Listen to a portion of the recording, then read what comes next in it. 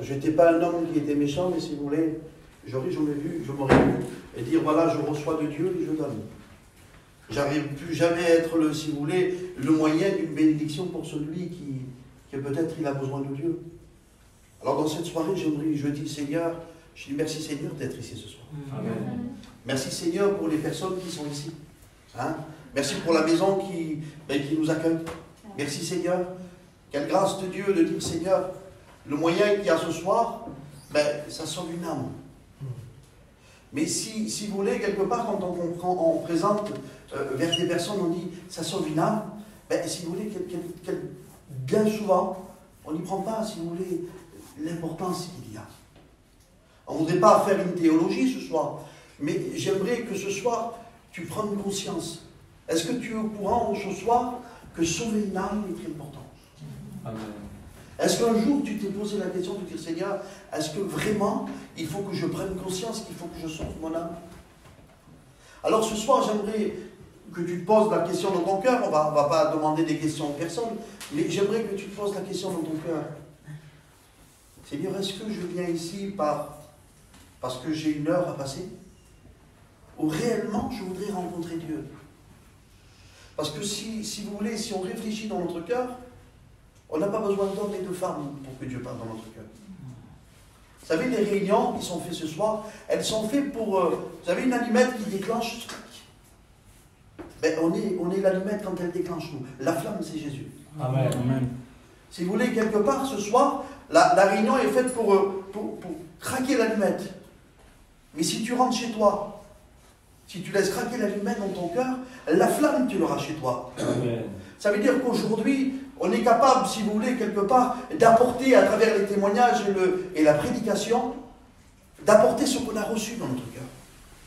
Mais quelle importance aujourd'hui il y a d'apporter ce qu'on a reçu dans notre cœur?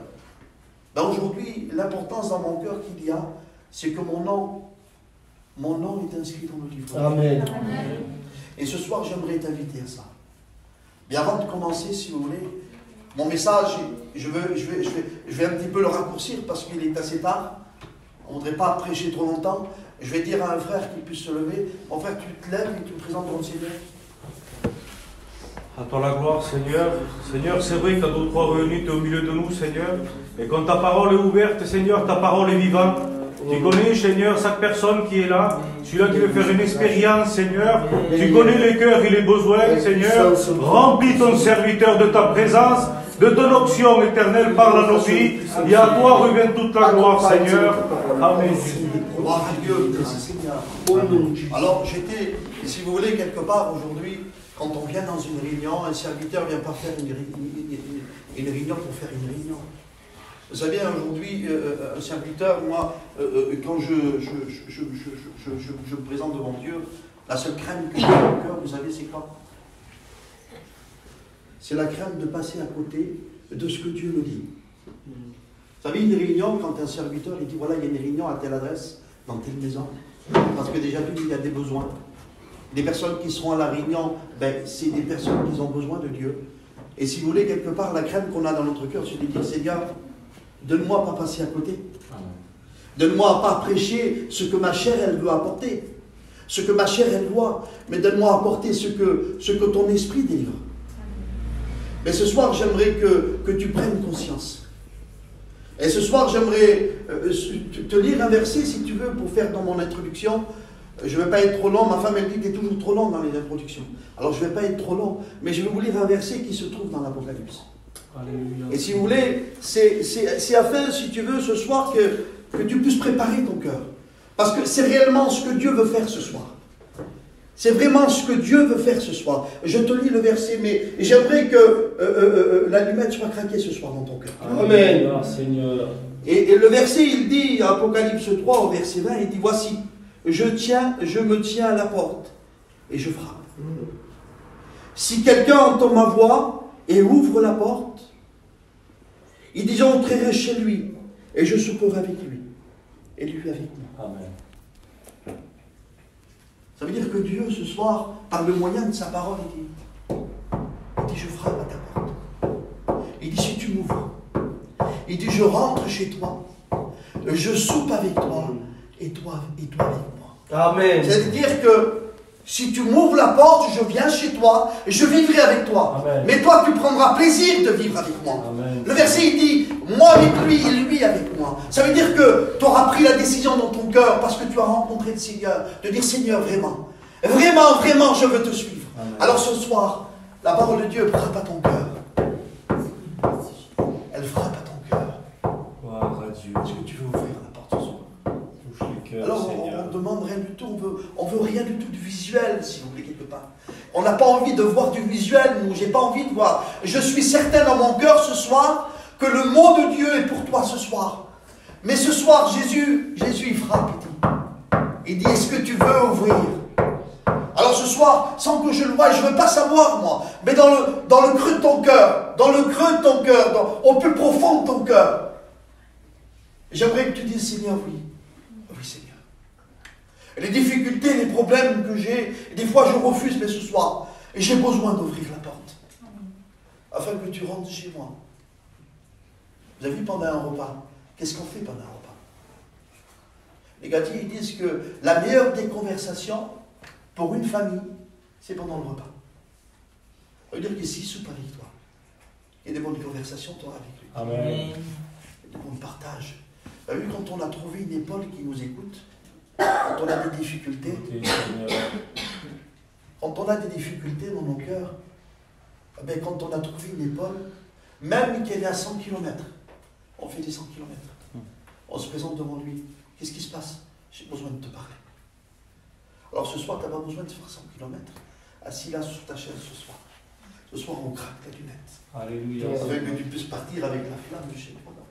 La flamme de Jésus dans ton cœur. Mais le Seigneur a des projets. Des projets, mais si tu veux, ce soir, j'aimerais vraiment, si tu veux, que tu écoutes le mot de Dieu. Un jour, un homme était dans le hall de gare. Et cet homme était entouré par plein de personnes autour de lui. Et là, il était assis, un serviteur de Dieu. Et le serviteur de Dieu, dans son cœur, il entend pousser par l'esprit, il dit, lève-toi.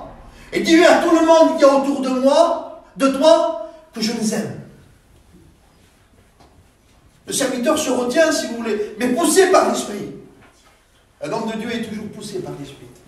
Et c'est par sa chair qu'il y aura aucun résultat. Mais ce soir, le résultat est là. Poussé par l'esprit. Il dit, lève-toi. Et dis-leur que je les aime. Le serviteur se lève. Et dans le hall de gare, il commence à crier. Il dit, voilà. Il dit, j'ai un message à vous passer. J'ai un mot pour vous. Tout le monde se retourne, des milliers de personnes. Il dit, qu'est-ce qui se passe? Il dit, j'ai un mot pour vous. Il dit, mais c'est quoi le mot? Il dit, Jésus vous aime. Tout le monde se retourne et sont assis. Mais le serviteur continuait toujours à parler, en disant que Dieu les aimait. Et là, un homme avec son fils à côté, il lui dit, bon, il dit, écoute, aujourd'hui tu nous agaces. Il dit, assieds-toi. Et là, cet homme s'assoit, mais poussé par l'esprit. Il dit, dis-leur que je les aime. Et là, il se lève. Et de nouveau, il dit, j'ai un message dans mon cœur. J'ai un message dans mon cœur. Il dit, Jésus vous aime. Et là, cet homme avec son fils, il se lève, il dit, bon, maintenant, il dit, écoute, il dit, tu nous agaces. Et là, il y a son fils qui lui attrape la main. Il dit, papa. Il dit, papa. Il dit, ce que dit cet homme est vrai. Et là, cet homme-là, au moment que son fils lui parle, il tombe par terre. Il crie à Dieu, il loue Dieu, il remercie Dieu. Mais il dit, mais qu'est-ce qui se passe? Il veut me frapper il y a 5 minutes en arrière, et là, tout de suite, il adore Dieu. Mais qu'est-ce qui se passe? Il s'approche, le serviteur. Il dit, mais que se passe-t-il? Comment ça se fait que... Il dit, monsieur, à travers ce que vous avez dit, il dit, vous voyez mon fils? Oui. Il dit, il est né sourd et muet. Et lui, il me dit, que ce que vous dites est la vérité. Alors je crois au miracle de la parole de Dieu. Merci Seigneur. J'aimerais vous dire que ce que annonce la parole de Dieu est vrai. Amen. Le tout à coup de Dieu est vrai. Amen Seigneur. Aujourd'hui, on vient avec nos difficultés, nos problèmes. Et on se dit bien souvent, on se dit, j'ai parti de la réunion, j'ai rien compris. Vous savez, on n'a pas besoin de tout comprendre dans la vie. Une présence. Vous avez vu, des fois, il n'y a pas besoin de mots. Il n'y a pas besoin de mots pour dire à quelqu'un qu'on aime. J'ai été visiter quelqu'un la dernière fois, il avait perdu son fils. On le connaît tous, c'est Michel Cano. Il avait perdu son fils. Quel malheur, quel malheur. Mais là, quel est le mot qu'on peut dire à cet homme-là? Est-ce qu'on a quelque chose à dire à cet homme-là? Est-ce qu'on peut avoir un mot pour le réconforter? Non. Mais ne serait-ce que d'être à côté, de montrer sa présence sans mots. Alléluia. Il a compris qu'on était là pour lui secourir confort. Et aujourd'hui, si vous voulez, quelque part, des fois, il n'y a pas besoin de mots. Mais j'aimerais te dire que la présence de Dieu existe. Ça veut dire que ce soir, tu es vide dans ton cœur, fatigué. Tu ne sais plus dans quelle direction te tourner. La boussole de ton cœur, eh bien, elle tourne comme ça. Tu n'as plus de direction. Le nord, le sud, l'ouest, tu sais tout où tu en es. Tu tournes comme ça. Mais j'aimerais te dire que la présence de Dieu existe. Amen. Ça veut dire que ce qu'annonce la parole de Dieu, le miracle se produit dans ton cœur. Mais j'aimerais, si vous voulez, quelque part, vous lui renverser, parce que si vous voulez, je l'ai dans mon cœur. J'ai dans mon cœur. Quel est le désir qui enflamme dans notre cœur de témoigner de quel désir on est emporté. Mais j'aimerais le sortir de la parole de Dieu. Comme Joshua a dit tout à l'heure, il faut vraiment que ça soit écrit dans la parole de Dieu. Et j'aimerais vous lire ce verset qui se trouve dans 1 Corinthiens, premier chapitre, verset 17. Il dit, « Ce n'est pas pour baptiser que Christ m'a envoyé, c'est pour annoncer l'évangile. » Amen. Et cela sans la sagesse du langage, afin que la croix de Christ ne soit pas rendue vaine. Vous avez vu combien de personnes nous croient qu'il faut bien parler pour être un messager de Dieu? Si tout devrait reposer sur le langage, tout ce que nous sommes ici, on rentre chez nous et on n'annonce plus l'évangile. Moi, le premier, je ne pourrais pas annoncer l'évangile. Je ne pourrais pas. Parce que tout ce qu'on reçoit vient de Dieu. Merci Seigneur. C'est pour vous dire que ce soir, si la réunion est faite, toi qui n'es pas engagé dans le baptême, j'aimerais te dire que la parole de Dieu, elle le dit. On n'est pas ici pour baptiser. On n'est pas ici pour baptiser. On est ici pour t'annoncer. Amen. On est ici pour t'annoncer qu'il y a, à travers ta position ce soir, un danger. Bien souvent, quand on lit la parole de Dieu, on dit, mais elle condamne la parole de Dieu. Non. La parole de Dieu ne condamne pas, elle avertit.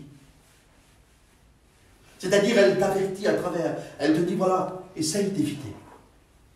Pourquoi? Parce qu'il y a ton salut à gagner. Il y a ton âme. Et aujourd'hui, si vous voulez, quelque part, j'aimerais que tu ailles plus loin avec le Seigneur.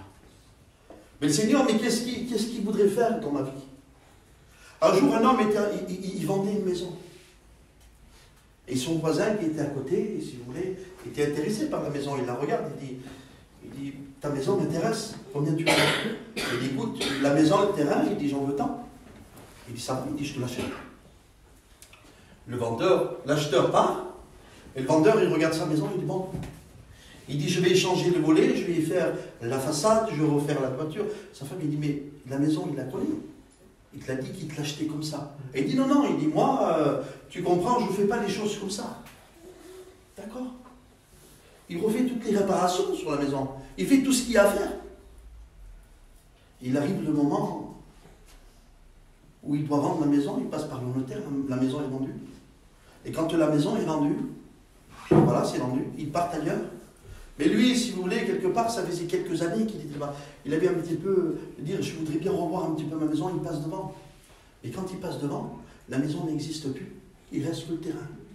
Il s'arrête, il dit, mais il va voir le propriétaire, mais comment ça se fait? Je vous ai vendu ma maison avec mon terrain. Il dit, mais monsieur, il dit, c'est pas votre maison qui m'intéressait. Il dit, c'est le terrain. Et le Seigneur te dit ce soir, il dit, c'est pas ton corps qui m'intéresse, c'est ton âme. Amen. Et ce soir, j'aimerais te dire, ce soir, c'est pas ton corps. Bien souvent, on se présente au Seigneur pour la guérison de notre corps. C'est vrai que c'est important. C'est vrai. Ça crée de la tristesse dans notre cœur. La séparation, on n'aime pas la séparation. Mais le Seigneur ce qu'il veut, c'est sauver ton âme. Pourquoi? Parce qu'il dit, je veux rebâtir autre chose dessus. Sur le terrain de ton cœur, il veut rebâtir quelque chose. C'était une ruine. Aujourd'hui, il dit, je rase la ruine. Tu as voulu bricoler en faisant les volets, la façade. Il dit, non, non. Il dit, je remets quelque chose de neuf dans ton cœur. Il dit je rase, je garde le terrain de ton cœur, mais dessus, je reconstruis quelque chose de neuf. Tu ne voudrais pas reconstruire quelque chose de neuf dans ton cœur? Si la ruine est ici, est-ce que tu ne voudrais pas quelque chose rasé, c'est-à-dire enlever ta vie passée? Le Seigneur l'enlève. Il reconstruit quelque chose, mais sur quoi? Sur du solide. Amen, Seigneur. Sur quelque chose que, verra, à travers tous les témoignages qu'on a écoutés, c'est quelque chose qui est inexplicable. On n'arrive pas à l'expliquer. Quand on reçoit quelque chose dans notre cœur, j'ai expliqué à mon cousin, je lui dis, il me dit, mais comment ça s'est passé? Je lui dis, écoute, l'image que je peux te donner, tu as vu, c'est comme si tu mettrais des papillons dans la bouteille, là, et que tu les bouges, et que les papillons capent dans tous les sens. J'ai dit, la présence de Dieu, c'est comme ça. Ça fait du bien dans notre cœur. Les papillons campent dans tous les sens, c'est comme ça. Et on n'arrive pas à contrôler, on n'arrive pas à imaginer ce que ça peut être. Alors ce soir, j'aimerais que tu mettes dans la balance de vivre sans Dieu et de vivre avec Dieu. Et que tu prennes conscience. Alors j'aimerais, si vous voulez, qu'on puisse rentrer dans le message. Ce soir, le Seigneur a voulu t'avertir avant de commencer, si tu veux, tout le message. Il a voulu t'avertir en disant, prépare-toi. Prépare-toi parce que j'ai la solution pour toi ce soir. J'ai la solution. Est-ce que c'est fait que pour les autres? Non. Le Seigneur, il a quelque chose pour toi ce soir. Il connaît ta vie, il connaît ton cœur, il connaît toutes choses. Et j'aimerais vous lire un verset. Mais avant de vous lire le verset, j'aimerais vous expliquer un petit peu. Ce passage-là se trouve après la crucifixion de Jésus. C'est-à-dire que quand Jésus a été crucifié, il a établi des hommes, des serviteurs de Dieu, les apôtres. Il leur a dit, voilà, il dit aujourd'hui, vous imposerez les mains aux malades et les malades seront guéris. Il dit, restez à Jérusalem, vous recevrez le Consolateur, l'Esprit. Ils sont restés à Jérusalem, et ils ont reçu le baptême du Saint-Esprit. Et quand ils prêchaient la parole de Dieu, ils se sont dit, voilà, il dit, désignons des hommes avec un bon témoignage, des diacres, afin qu'ils s'occupent des choses ménagères, placer la chaise, nettoyer, apporter à manger, que ces hommes soient de bon témoignage. Et ce soir, ces hommes ont été choisis. Mais j'aimerais vous parler d'un homme particulier, en particulier. Ce diacre s'appelait Étienne. Il a vécu quelque chose d'assez particulier. C'est un homme qui, la parole de Dieu nous dit qu'il était rempli de l'Esprit. Et la parole de Dieu, elle parle de lui de cette manière. Étienne était plein de grâce et puissant, faisant des prodiges et des grands miracles parmi le peuple. Un homme de Dieu qui avait reçu dans son cœur, il faisait des prodiges et des miracles parmi le peuple. Et la parole de Dieu nous dit qu'autour de lui, il y avait des personnes qui n'aimaient pas. Vous avez vu, il y a toujours des personnes autour de nous qui n'aiment pas la réaction des choses de Dieu. Vous avez vu, on vient avec notre cœur, on dit non Seigneur, et j'ai compris les choses de Dieu. Et j'ai rencontré dans mon cœur le Seigneur. Et des personnes qui ne sont pas toujours d'accord. Et ces personnes, ils vont faire quelque chose. Mais si vous voulez, quelque part, la parole de Dieu, elle va un petit peu plus loin pour parler d'Étienne. Il dit que quand il parlait avec lui, mais il ne pouvait pas résister. Sa sagesse et à l'esprit par lequel il parlait. C'est-à-dire que c'était insupportable. Pour eux, les Juifs autour de lui étaient insupportables. C'était vraiment quelque chose d'insupportable. Ils ne pouvaient pas le contrer. C'est-à-dire qu'un malade, un paralytique qui venait là, au nom de Jésus, le malade était guéri. Amen.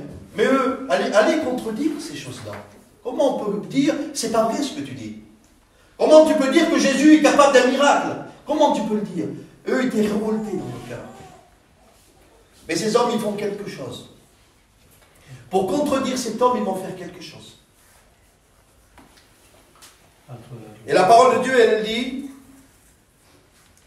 il dit alors, ils soudoyèrent les hommes qui dirent, nous allons entendu proférer des paroles blasphématoire contre Moïse et contre Dieu. C'est-à-dire, aujourd'hui, ils disent qu'ils vont soudoyer. Savez-vous ce que ça veut dire le mot soudoyer? Le mot soudoyer, si vous voulez, quelque part dans le dictionnaire, ils disent c'est ce qui fait, c'est rendre complice par un appât de gain à quelqu'un. C'est-à-dire, on prend quelqu'un, on le rend complice, mais dans quoi? Mais dans le mensonge. C'est-à-dire qu'il va vers quelqu'un, il le paye, il dit voilà, aujourd'hui, c'est pas toi qui penses, c'est moi. Aujourd'hui, c'est moi qui pense parce que je te paye. Je te donne un gain, et aujourd'hui, tu ne diras pas ce que tu as envie de dire. Tu ne feras pas ce que tu as envie de faire, c'est moi qui te paye et tu feras ce que moi je te dis.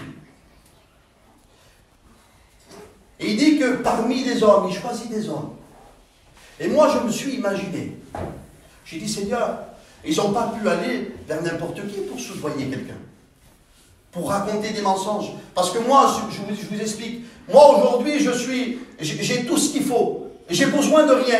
S'ils viennent vers moi et qu'ils me disent, voilà, je te paye tant, tu dis du mensonge et tu fais ci, je vais dire non, j'en ai pas besoin. Mais je me suis dit, ils ont dû observer dans le peuple les gens les plus malheureux.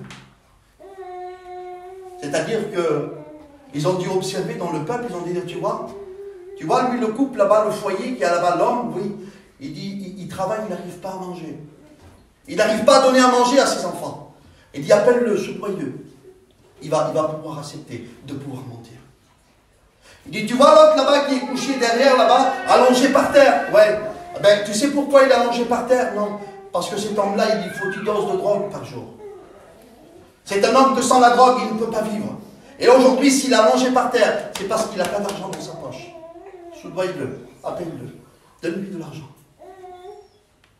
Il y a l'autre qui est contre le mur, comme ça. Et il dit, tu vois lui là-bas? Il dit, oui, logiquement, il n'est pas là ce soir. Il est où? Ben, logiquement, il est dans le bistrot. Ah bon, oui. Pourquoi? Parce qu'il prend 4 huîtres par jour. Et s'il est là, c'est parce qu'il n'a pas d'argent dans la poche. Alors, soudoie-le. C'est des personnes sans argent. C'est des personnes sans solution. Mais j'aimerais vous dire quelque chose. Que ces hommes-là, quand ils ont soudoyé les hommes, là, ils ne leur ont pas donné des caisses d'argent. Comment? Ben oui. Ils leur ont donné juste ce qu'il fallait. Pourquoi? Parce qu'il fallait qu'ils reviennent. Il fallait qu'ils soient assujettis à ces hommes-là. Et j'aimerais vous dire que quelquefois, bien souvent, l'ennemi fait de la même manière. Il regarde parmi le peuple, il regarde le problème, il regarde la difficulté. Et bien de fois, il vient chuchoter à l'oreille pour dire que Dieu n'est pas la solution. Il dit que de vivre ta vie est la solution. De vivre sous tes pensées est la solution. De vivre sur la manière que tu as envie de vivre, c'est la solution. Mais j'aimerais te dire ce soir que ce n'est pas la solution. Oh, ce soir, si l'ennemi t'a soudoyé jusqu'à aujourd'hui, et j'aimerais te dire que ce soir, si tu le veux ce soir, tout peut s'arrêter. Tu as vu le jour où tu dis, Seigneur, je prends des décisions, mais tu sors de là et tu dis, Seigneur, j'arriverai pas. J'arriverai pas. Mais j'aimerais te dire que l'ennemi chuchote dans ton oreille. Quand tu dis, je n'arriverai pas. Parce qu'il te soudoie. Il te soudoie par de dire, tu n'arriveras pas. C'est trop dur pour toi. Arrête. Contente-toi de ce que tu as et c'est tout. Mais j'aimerais te dire que non. Ce soir, par l'acceptation dans ton cœur, l'ennemi peut arrêter par te soudoyer par tes miettes. Parce que c'est par tes miettes que l'ennemi nous soudoie. C'est par des miettes que l'ennemi arrive à nous attirer. Parce que c'est bien plus grand en Dieu. J'aimerais t'avertir que c'est bien plus grand en Dieu. Et quand j'écoutais ce message, si vous voulez, dans mon cœur, j'étais en train de réfléchir à ça. J'ai dit, Seigneur, j'ai dit, bien souvent, on a des hommes qui passent par les difficultés, par les problèmes, par des hommes qui boivent, par des hommes qui se droguent. Et bien souvent, on ne connaît pas leur vie. On ne connaît pas leur vie. On ne sait pas ce qui s'est passé dans leur vie pour qu'ils arrivent à un tel point. Vous savez, j'ai un cantique qui est rentré dans mon cœur et qui disait « C'est par une belle journée où le soleil brillait. Un vent léger me caressait, pas un nuage en vue. Vous avez vu ce jour où on se lève le matin, là, ce jour décisif là qui s'est passé? On se levait et tout est impeccable. Le vent léger nous caresse, nos sens sont ouverts, on arrive à sentir le vent, tellement qu'on est en paix à l'intérieur de nous. Il dit le soleil brille.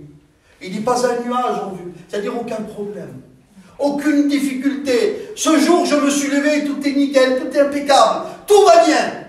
Mais j'aimerais vous dire que dans notre vie, on a tous un jour. On a tous un jour. J'aimerais vous le dire. On a tous un jour, ce jour où il a tout brisé dans notre cœur. Ce jour où il s'est passé parce que le cantique il commence. Mais brusquement, sans prévenir, l'orage fut dans ma vie. Elle dit, vous savez, ce jour où on se lève, tout est impeccable. Tout est nickel, aucun nuage. Mais d'un seul coup, l'orage est dans notre vie. On n'arrive pas à comprendre. Vous savez, ce jour où parce qu'on tape à la porte, alors, mais qu'est-ce qu'il y a? Ou alors le coup de téléphone, il sonne. Allô, oui, qu'est-ce qui se passe? Je vous dis ça parce que moi, je l'ai passé par là. Je vous dis ça parce que j'ai passé par là. Ce jour décisif où il a manqué de tout briser dans mon cœur. Un jour où je pars de chez moi, le soleil brillait, aucun nuage. Je me lève, je pars travailler. Le téléphone, il sonne. Allô? Oui, qu'est-ce qui se passe?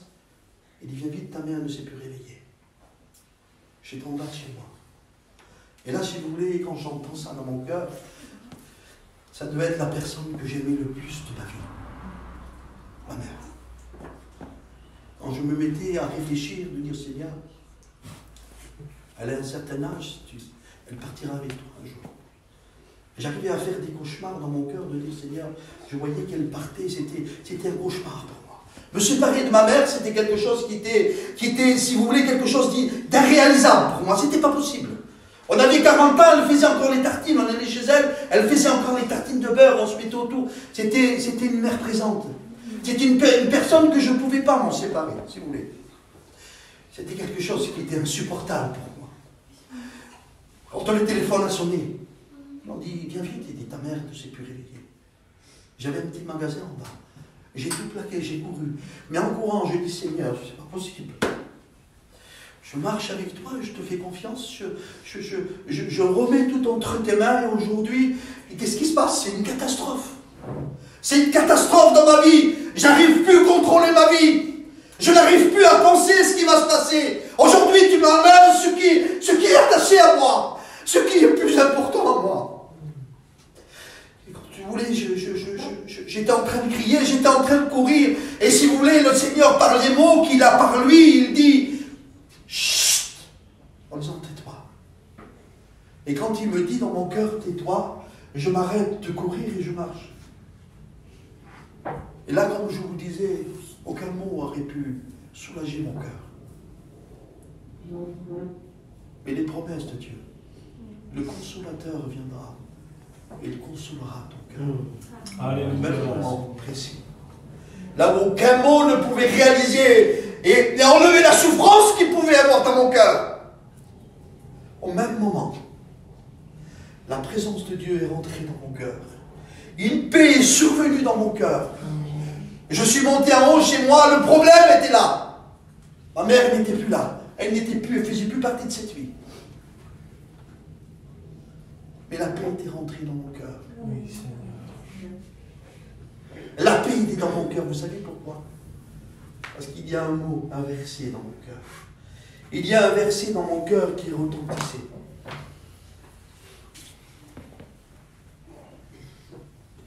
Ce verset, c'est « Nous reverrons ceux qui nous ont devancés ».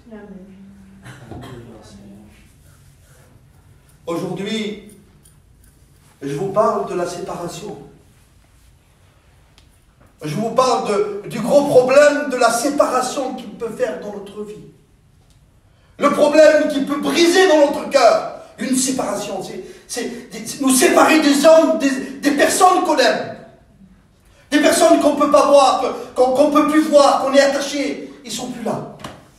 Mais j'ai envie de te dire que pour ça, la séparation, tu ne l'as pas acceptée depuis tant longtemps. Tu n'as pas accepté dans ton cœur la séparation. Mais j'aimerais te dire ce soir, au moment précis maintenant, si tu le veux maintenant, Seigneur, si tu acceptes la présence de dire, Seigneur, j'accepte la séparation, délivre-moi. Rentre dans mon cœur, que la présence de Dieu rentre dans ma vie, au moment précis maintenant. Maintenant dans ton cœur, parce que tu penses dans ton cœur, parce que tu n'as pas accepté la séparation. Ce soir maintenant, Seigneur, rentre dans ton cœur. Accepte la séparation. Pourquoi? Parce que le Seigneur, il dit, nous verrons ceux qui nous ont dévancés. Je vous parle de la séparation. Mais j'aimerais vous parler aussi des problèmes par là où on passe, de la vie de tous les jours. Les difficultés, les problèmes. Des problèmes qu'on n'arrive pas à surmonter. Des problèmes où tout est noir devant nous. J'aimerais te dire que ce soir, il y a la solution. Alléluia. Je t'en supplie, je t'implore. Le Seigneur plutôt t'implore ce soir. Pars pas, ne pars pas. Ne pars pas dans l'état où tu es ce soir. Pourquoi? J'aimerais te faire comprendre ce soir. Le message est là pour te faire comprendre. Vous savez, la parole de Dieu, elle parle. Je me laisse guider par l'Esprit. Alléluia, Seigneur. La parole de Dieu, elle dit, il dit, nous sommes nés de la terre et nous repartirons poussière. On est né poussière et nous repartirons poussière. Donc nous, quand on lit le verset, c'est quelque chose qui nous parle de la naissance à la mort. Mais il y a quelque chose qu'on oublie là-dedans. Vous savez ce que c'est? Quelque chose qu'on n'y pense pas. Nous, on voit la naissance et la mort, mais j'aimerais te dire, il y a quelque chose qu'on ne pense pas, c'est le temps. Est-ce que tu auras toujours le temps de partir de la naissance jusqu'au jour de la mort? Est-ce que tu auras le temps? Est-ce que le temps te sera donné comme toi tu crois? Est-ce que toi tu arrives à guider la manière que toi tu voudras de dire, voilà, je partirai à tel âge, je ferai ça à tel âge? Vous avez vu les problèmes qui vont aujourd'hui? On n'arrive pas à gérer. On n'arrive pas à gérer qui c'est qui part en premier ou qui c'est qui part en dernier. On n'arrive pas à le gérer. Est-ce qu'on arrive à rajouter une goutte d'air à notre vie ou on ne peut pas la rajouter? Aujourd'hui, je t'en supplie. Le problème dans ton cœur, tu le connais. Le Seigneur t'a parlé. Mais j'aimerais te parler à toi aussi. Vous savez, on n'a pas besoin de dévoiler, on n'est pas des voyants. Mais l'Esprit parle ce soir. Amen, amen. Et j'aimerais te dire que maintenant dans ton cœur, maintenant. Tout de suite, maintenant là. Je ne dis pas plus tard ou non, tout de suite. Le tout à coup de Dieu. Est-ce que tu connais le tout à coup de Dieu? Eh bien, le tout à coup de Dieu se passe dans ta vie maintenant. Maintenant, tout de suite là. Ne dis pas non, je te dis maintenant tout de suite. Si tu acceptes. Maintenant, tout de suite. Le tout à coup de Dieu se passe dans ta vie. Est-ce que tu veux l'accepter? Est-ce que tu veux? Alors, pour ne pas aller plus loin, j'avais écrit, je dis,